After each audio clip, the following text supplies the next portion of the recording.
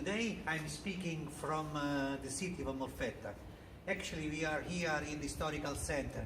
You can see, very close to the sea. In this city, as you know, we are going to run the Ark Lab.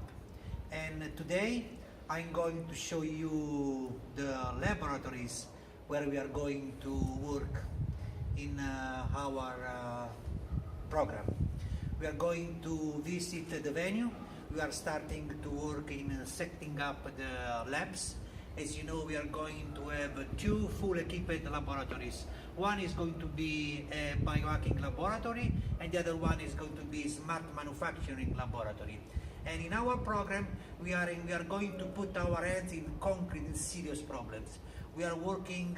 We are starting from here, from Puglia. We are starting to work to investigate the most important problems of our region.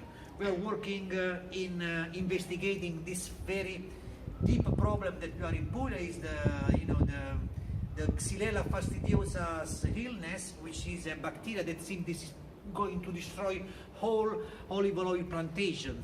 And then we are going also to work in improving the winery industry and also the cheese industry of Puglia. This is because we are willing to be a very real, very concrete program where we are going to not only develop investigations or develop new ideas, but we are going also to work for the region, for the country where we are doing these laboratories. So please come with me because we are going to visit the venue where we are going to set up our laboratories. Please come with me. And here we are in our laboratories. This is our venue.